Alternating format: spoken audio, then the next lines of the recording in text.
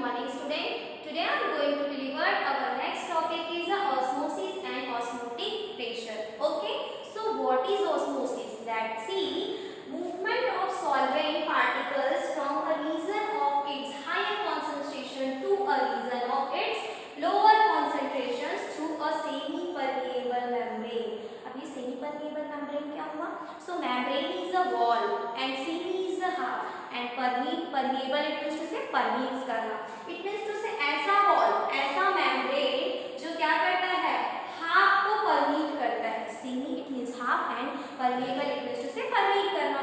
So क्या है, ऐसा wall जो कुछ चीजों को क्या करता है, permeate करता है, आने देता है, और कुछ चीजों को क्या है वो stop कर देता है. And वो कौन सी चीजों को आने देता है, कौन सी चीजों को stop करता है?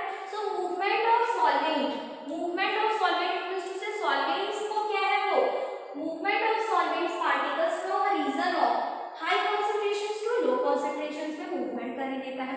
It means to say only for किनके लिए होता है, solvents के लिए moving होती है high concentration, उनके high concentration से low concentration की ओर. Okay, only solvent के particles ही क्या कर सकते हैं, उसमें permeates हो सकते हैं. It means to say permeable होते हैं. So that condition is called a osmosis. It means to say the movement of solvent particles from a region of solvent particles का movement हो रहा है region of high concentration, अपने high concentration से कहाँ, lower concentration through a semi-permeable membrane. It means to say एक wall के through solvent का movement जो है वो high concentration से low concentration की ओर हो रहा है. So that condition is called a osmosis. Okay, so let's see one example. Generally आप लोग क्या है, चाय पीते हो, ठीक है ना. So चाय बनता है जैसे, तो उसको पहले अपन क्या करते हैं, उसकी टी लीव्स भी उसमें प्रेजेंट होती है. So उनको अपन क्या छन्नी के थ्रू क्या है उसको छान लेते हैं, ठीक है ना. So वहाँ पे जो सॉल्यूट्स के पार्टिकल्स मींस टू से जो डिसॉल्व नहीं हो सकते, ठीक है ना. हमारा सॉल्वेंट क्या होगा, जो हमारा टी रेडी है. ओके, सो जो टी है वो क्या है आपके कप में आ जाएगा. बट जो सॉल्यूट्स के पार्टिकल मींस टू से टी लीफ है वो सेमी परमेबल मेम्ब्रेन्स उसको इंटर करने नहीं देगा. ओके, सो दैट कंडीशन यहाँ पे क्या हुआ, जो सॉल्वेंट के पार्टिकल्स हैं उनको एंट्री देता है, एंड जो सॉल्यूट्स के पार्टिकल्स हैं उनको क्या है वो एग्जिट कर देता है. मींस टू से उनको एंट्री नहीं देता है. Okay, so let's see our next is a diffusion. अभी देखो, अब ऑस्मोसिस एंड डिफ्यूजन, उनमें दोनों भी क्या है, according to diffusion movement of particles from a region of higher concentrations to a region of lower concentration. Same condition यहाँ पे भी है, हाई कंसंट्रेशन से लो कंसंट्रेशन पे जा रहे हैं. बट डिफरेंस इज यहाँ पे क्या, movement of particle means to say किसी भी पार्टिकल की मूवमेंट हो सकती है.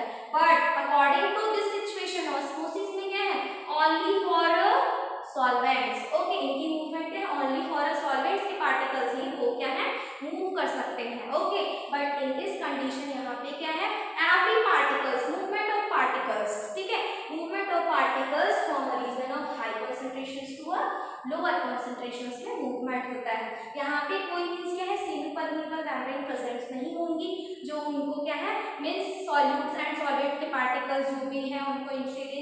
सो यहाँ पे क्या है, ऐसा कोई सेमी परमेबल मेम्ब्रेन जो है वो प्रेजेंट नहीं होता है. ये एवरी पार्टिकल्स इसमें मूवमेंट को रिप्रेजेंट कर सकते हैं. Okay, so according to osmotic pressure क्या है, सो क्या होगा वो मींस क्या है, ऑस्मोसिस की प्रोसेस में जो प्रेशर इन्वॉल्व होता है, और प्रेशर इन्वॉल्व क्यों होता है, स्टॉप करने के लिए. Means to say the process that just stop the flow of a solvent. It means to say solvents की फ्लोइंग के कंडीशंस को स्टॉप करने के लिए हम प्रेशर एक्सर्ट करते हैं. So this pressure is called osmotic pressure. It means to say osmosis की प्रोसेस को स्टॉप करने के लिए जो एक्सटर्नल प्रेशर एक्सर्ट होता है, so this pressure is called osmotic pressure. Okay, so let's see our equation is osmotic pressure को अपन डिनोट करते हैं पाई से. Okay, so pi directly proportional होता है मोलैरिटी नहीं है. ओके, यहाँ पे क्या है मोलैरिटी, एंड मोलैरिटी को अपन रिप्रेजेंट करते हैं सी से. ओके, सो यहाँ पे क्या हुआ, पाई जो है हमारे क्या है ऑस्मोटिक प्रेशर डायरेक्टली प्रोपोर्शनल होता है मोलैरिटी के. Okay, so molarity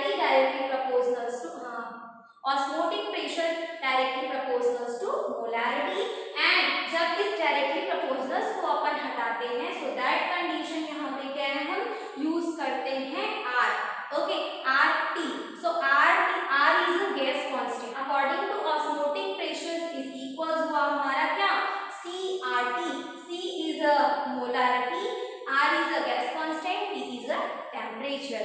okay, it means to say हम एक पर्टिकुलर क्या है टेम्परेचर प्रोवाइड कर रहे हैं, प्रेशर प्रोवाइड कर रहे हैं। Floating pressure is equals to हुआ हमारा क्या C की वैल्यूज हम ले सकते हैं n square V, n is equals to number of mole of solvents and our V is the volume of the solution. Okay, so in this condition we can put here their value, and our next step is osmotic pressures and volume is equal हो गए हमारे यहाँ पे n square RT, n square RT.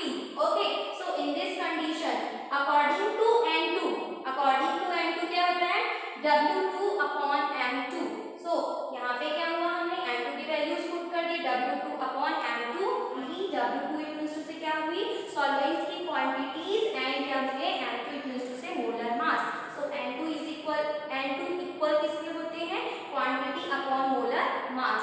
सो हमने यहाँ पे इसकी values put कर दी and M2 clarity is equals to क्या हो जाएंगे W2 इक्वल्स टू से क्वांटिटी, RT इक्वल्स टू से क्या है कांस्टेंट गैस टेम्परेचर अपॉन क्या हुआ आपका vapour pressure and solution volume. So according to this equation you can solve every questions related your osmotic pressure.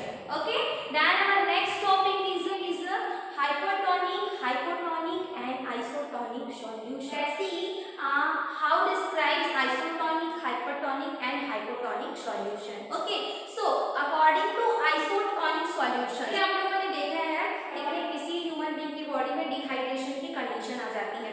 So dehydration की conditions में अपन intravenous injection के through सेलाइन waters क्या है वो प्रोवाइड किया जाता है. सो सेलाइन वाटर्स जो है वो क्या होता है नमक का पानी होता है, ठीक है ना. सो उनकी भी क्या होती है एक पर्टिकुलर मींस क्या है वैल्यू होती है. इट मींस टू से जो ह्यूमन बॉडी के मींस क्या है सेल्स का कॉन्सेंट्रेशन है वो क्या है उस वाटर की कॉन्सेंट्रेशन के अकॉर्डिंग क्या है सिमिलर होना चाहिए. इट मींस टू से जितना अमाउंट्स ऑफ क्या है वहां पे सेलाइन का कॉन्सेंट्रेशन है इट मींस लाइक 0.9% जो है वो क्या होते हैं हमारे सेलाइंस के क्या है वाटर्स क्या है प्रोवाइड किए जाते हैं. सो यहाँ पे क्या है नमक का कॉन्सेंट्रेशन इट मींस टू से सॉल्ट का कॉन्सेंट्रेशन कितना होता है 0.9% होता है. वाटर पे क्या है सॉल्ट का कॉन्सेंट्रेशन जो है वो 0.9% होता है.